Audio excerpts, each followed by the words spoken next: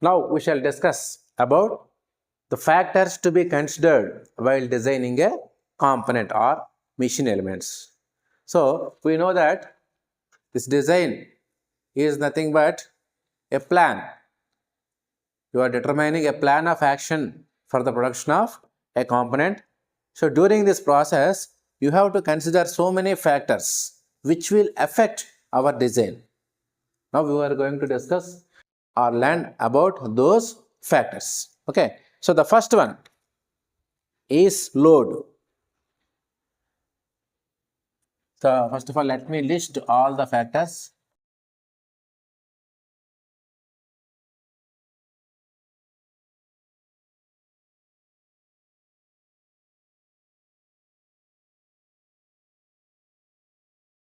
Has to. Not only these 10, there are so many factors to be considered. But these are the important factors to be considered. That's why we are discussing only these 10. So the first one is load. So what is meant by a load? What is load? Force. Weight. Okay. Any other answer? Yes, it is a force. It is a weight on the object. Weight is also a force. So the external force acting on the machine element is called as load. So if you design a machine element and you have brought it into the operation, you have made it, you have produced it, and it was brought to the operation, and during this operation this machine element is subjected to some forces or load.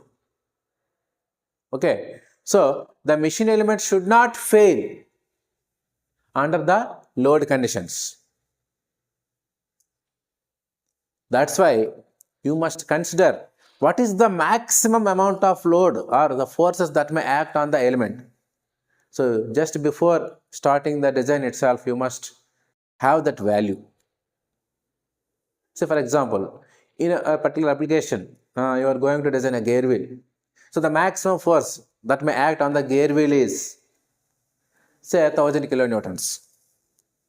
So your design should be in such a way that the gear wheel produced must withstand 1000 kilonewtons of load, and it should not fail below 1000 newtons of load.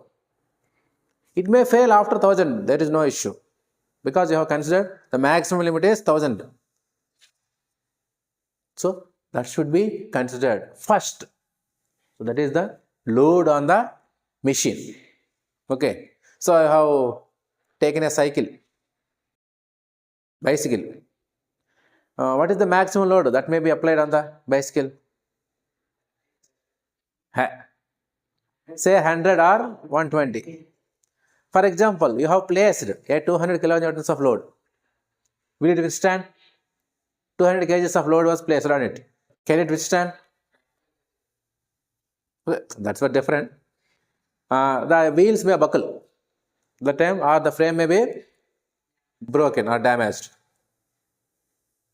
because you have designed it for only 120 kgs. If the load increases, we can't do anything.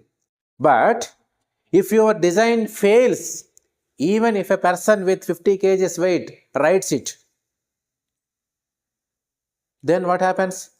Your design is failed.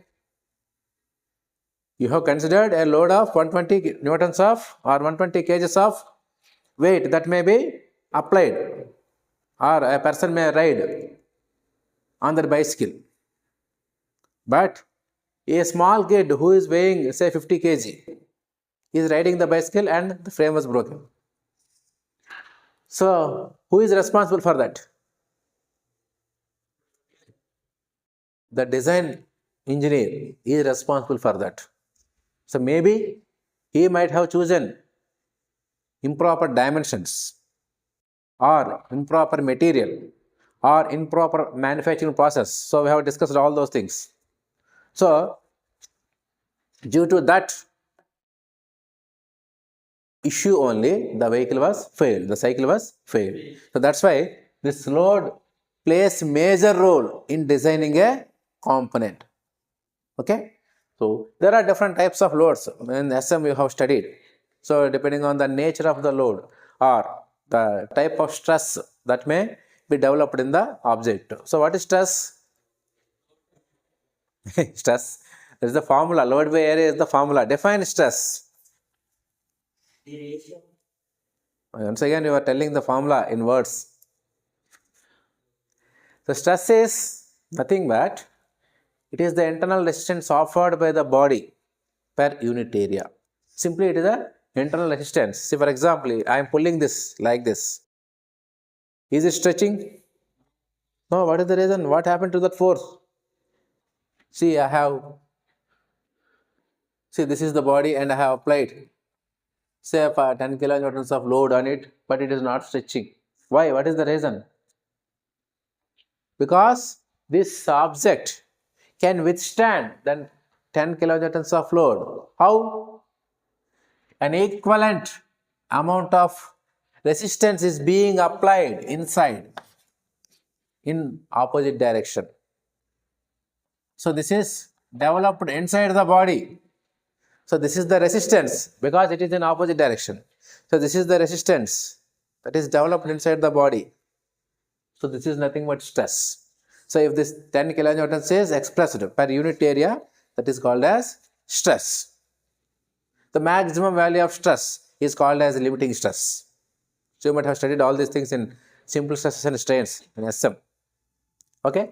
So depending on the type of stress produced, the loads can be classified into the say first one, tensile force, which causes tensile stress. Tensile means yes, the object may elongate because of the tensile load.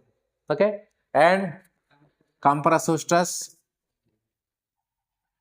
or compressive forces. The object may buckle or its length may be decreased because of the compressive force. Okay, or shear force, shearing. So while drinking coconut water, what does that vendor do? He cuts the neck of the coconut. So that is nothing but shearing. Okay, so shear force and bending. So because of the bending action, a object may fail. So such forces are called as bending force. You might have studied different types of beams. Simply supported beam, cantilever beams. Okay. So these are the types of loads. So tensile load, compressive load, shear load, bending load. So you have to consider all these things while designing our object or component. Whether in future during its operation, our machine element, is it subjected to tensile force or is it to compressive force or is it subjected to shear force or is it subjected to bending force? If so, how much quantity of bending force may be developed? So you have to determine all these things in advance before going for the design. So that is about the load. And the second one is mechanism. So which mechanism has to be adopted for achieving the desired motion? So for example, you are determining, you are going to produce an automobile. So what is the function of automobile? It has to move with load. So which mechanism has to be selected? Whether you have to choose a petrol engine or a diesel engine or an electrical motor, EV. So all are different mechanisms. So you have to choose appropriate mechanism basing on your requirement. Okay, so that is mechanism. So mechanism means it gives us the desired motion. So it is a linkage of different elements which gives us the desired relative motion. So you might have studied in engineering mechanics first year. Okay, and the next one is, the most important one is selection of material. So which material has to be selected for producing our component? Whether you have to use metals like iron, steel, or non-metals like plastic. So how do you select those things? So for that purpose, you should have the knowledge of all the engineering materials. You should have the knowledge of all the engineering materials. So what are the properties of those engineering materials? So for example, if we take steel. So what is the tensile strength of the steel? What is the compressive strength of the steel? What is the shear strength of the steel? Or what is the maximum deflection that may occur in the steel bar? So if you know all these things, then only you can choose appropriate material. So when the loads are high, you cannot choose plastic. So like that you have to select. So for that purpose, you have studied strength of materials in the third semester. That's why I told you that this is the extension of your strength of material or the application of strength of materials. Okay. So that is selection of materials. So this selection of materials depends upon again various factors. So the first one is the suitability of the material under service conditions. So our component may work under different service conditions. Say some of the components may work in hot environments, very hot environments. In such cases, if you choose a plastic material, that may fail. Okay. So like that you have to consider the environment before selection of material, and also the shape and size of the product. The shape and size of the product plays a major role in selection of the material, right? And the condition of loading. The condition of loading. So we have already discussed different types of loads. So these are based on the type of stresses. And the condition of loading means depending on the nature of the load, whether it is a uniformly distributed load, UDL, or it is a point load, or uniformly varying load. You would have studied all these things in SM. So you have to consider all these things before selection of the material. So some of the material can withstand UDLs, but they cannot withstand uniformly varying loads. Now some materials may withstand UDL, but they cannot withstand point loads. So you have to determine. So that's why you should have the knowledge of loads first of all. Then only you can go for the selection of materials. Okay. And the next important factor is availability of material. So okay, we have decided to make this with say aluminum. But aluminum is not available in our area. It has to be imported from some other places. Can you go for it? Will you go for it? It may not be economical to bring or to import the aluminum from faraway places and use it here. So that's why availability is also an important factor. When you have an alternative to the aluminum, you should not go for aluminum. When there is no alternative, okay, then you have to import it. But in place of aluminum, you can use some other material. As aluminum is not available, you have to go for that material only. So that is availability of the material. And then cost. So my component requires very high hardness. So I have to use diamond. So can you decide like that? Diamond is very costly. You cannot make, and the production cost is also very high for cutting the diamonds. So the cost involved is very high. You cannot choose such material. So you have to look for the alternatives. So these are the factors to be considered while considering the material of the component to be made. Okay, right. And then I already told you that you should have the knowledge of the materials. Knowledge in the sense, what are the different properties of the material?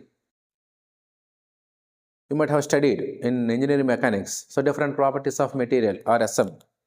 Ductility, hardness, malleability, strength, creep.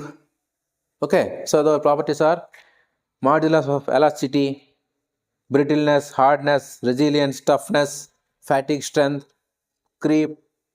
So all these properties must be studied for a particular material. So if you take a cast iron, so what are the values of these properties? So you should have the knowledge of all these properties. Of course, you are going to study all these properties in detail in your engineering material subject. Okay, so that's why I'm not concentrating on that. So you have to consider the properties. So what do you mean by ductility? For example, so ductility is the ability of a material to be drawn into wires under tensile load. See, if I apply some tensile force on it, it has to elongate. So it has to elongate until the cross section has been reduced to a wire, just like a wire. So then allow this అనుకోండి ఏమవుతుంది అలా అలా అలా దీని cross section తగ్గిపోతుంది కదా. It's cross section keep on decreasing and finally it will have the minimum cross section so that it is converted into a wire.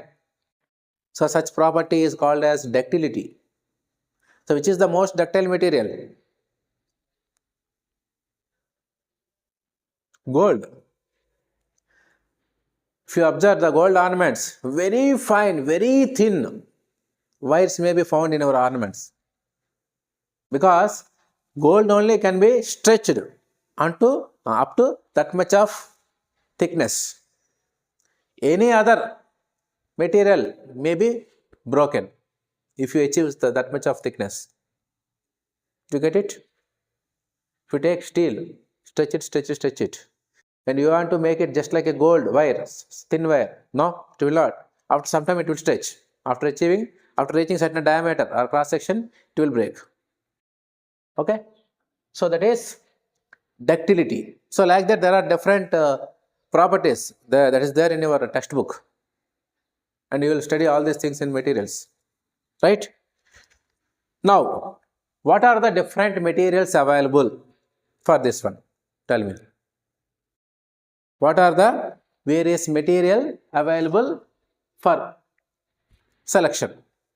So basically, these materials can be classified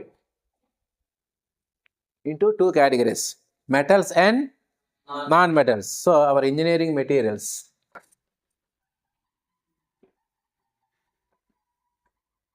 they can be classified into metals and non-metals. Again, these metals can be classified into two categories: ferrous and non-ferrous. So what do you mean by ferrous? Ferrous means iron. So the materials which contain iron, the metals which contain iron are called as ferrous metals, and the metals which doesn't contain iron are called as non-ferrous materials. So it contains iron. Fe is the symbol for iron, okay, and it doesn't contain iron. Yes, cast iron is a ferrous material. Okay, again, these ferrous metal can be classified into different categories like wrought iron,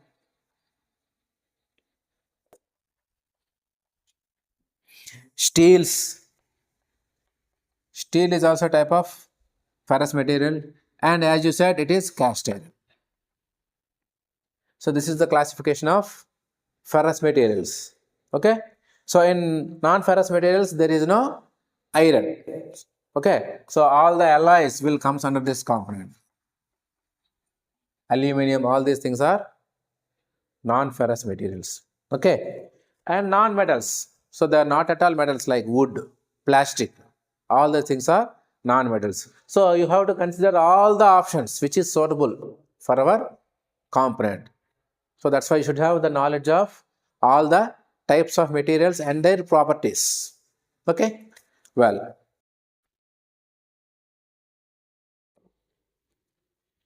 so this is regarding the materials, and the next one is manufacturing processes. So that's how I have already told you.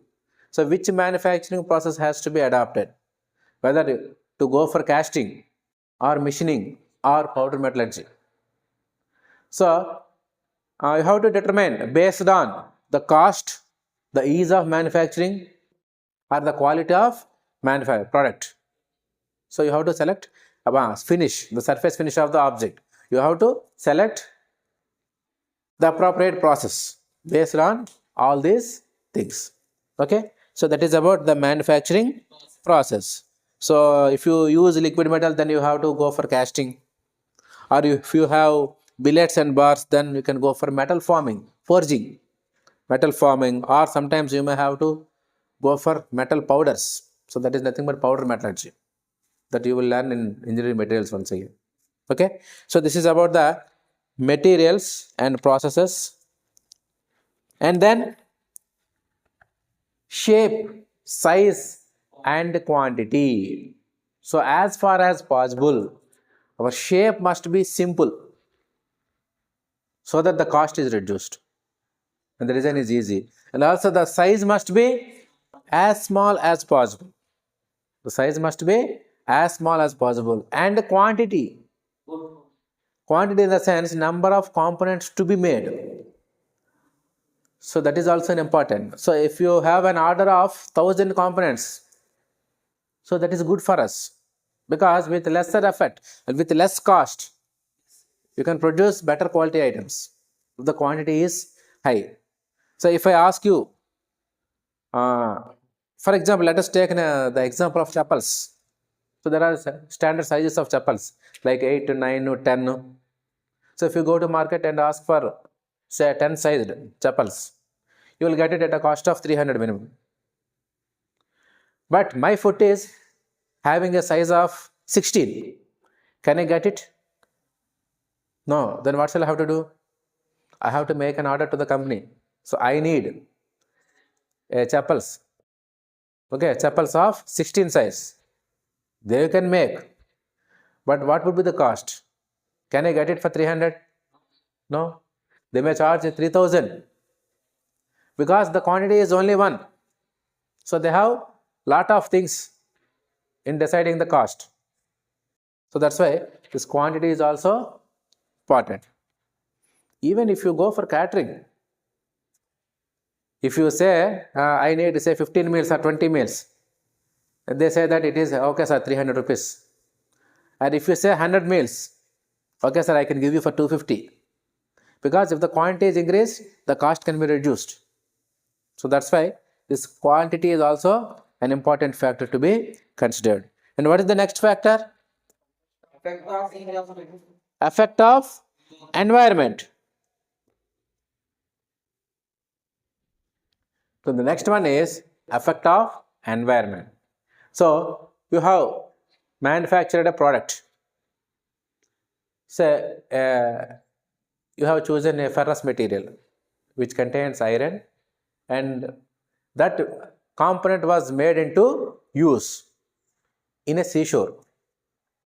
Seashore means say in a beach. So at beach the humidity is very high, so that the iron gets rusted. It may be subjected to corrosion. So within a short time it will fail. Is it right or not? Tuppadu potayi kada. So is our design correct? Is our choice of material correct? No.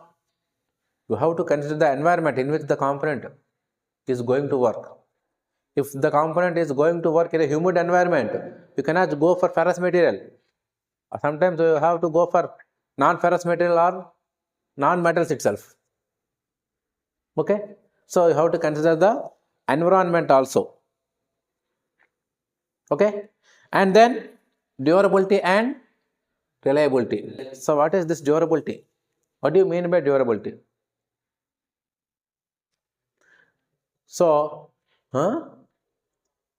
yes, exactly. Good.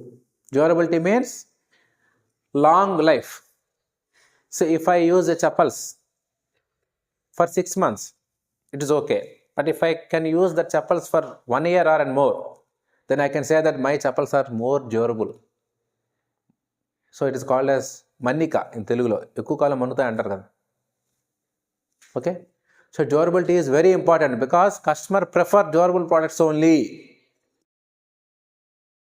If a customer purchases chappals and if it fails within a 1 month, Will he go for the same company or same model next time? No. A customer has purchased, say for example, a Paragon chappal, and he could use it for 2 years. Will he go for the same company next time? Definitely. So he will have that image. The brand will have that image because of the quality. So that's why durability is important. So durability is nothing but it is related to the long life of the product. And what is reliability? తెలుగులో నమ్మడం, నమ్మదగినది. What does it mean? You can believe, you can trust it so that it can perform, the product can perform its intended function. So I have a bike, motorcycle. So I would like to go for a long ride by using that motorcycle. But after going certain distance, you have faced a repair for the motorcycle. Okay, you have repaired it and again started. And after going some distance, again you got a complaint from the motorcycle. Now can you say that it is reliable? No. So when you plan for the next ride, next time, you will not take that bike because it is not reliable. It may cause problems to you. So you have taken a bike which doesn't create any problems, which didn't create any problems, and safely it reached the home after destination, after moving all the places. Then you will say that, okay, this bike is more reliable. Okay. So our product should have that reliability. So customer should believe that this product will work as it is, as it intended for.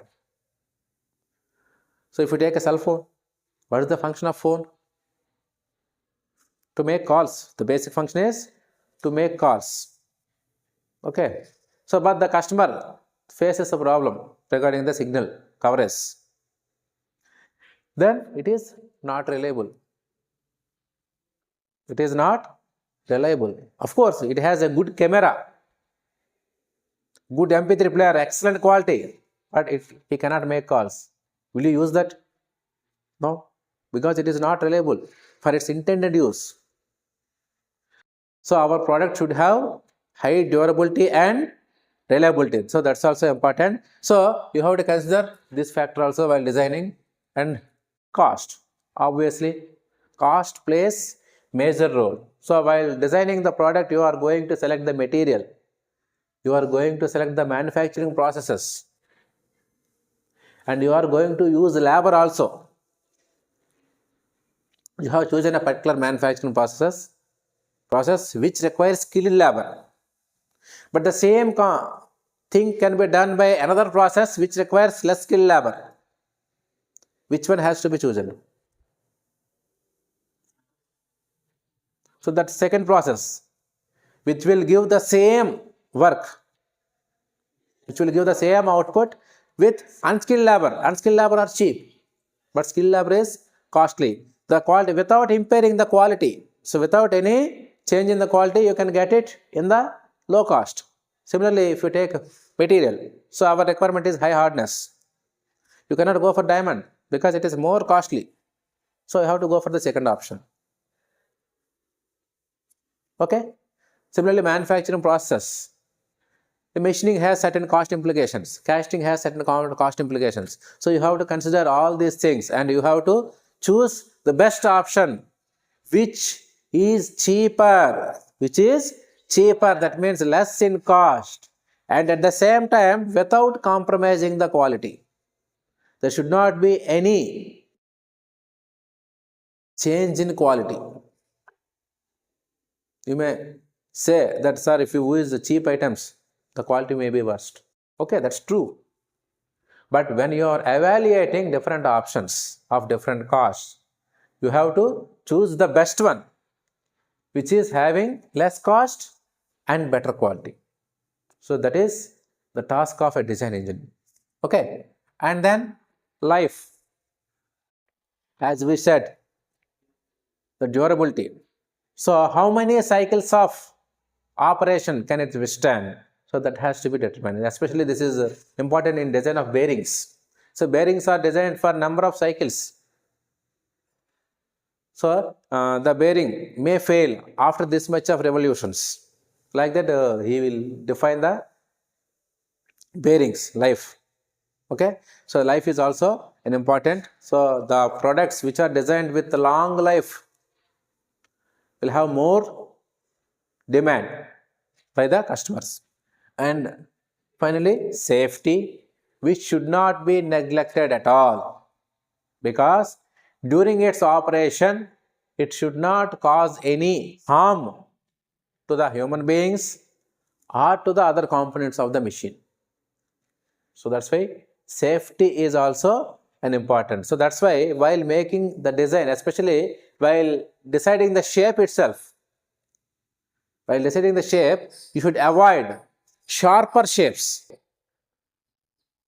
If you design the shape as a sharper, then what happens? Okay, the shape is good for its operation, but that may cause injuries to the human beings. So that's why while designing, you must consider the safety aspects also. Okay, so all these are the factors to be considered while making a design for any machine component. Thank you.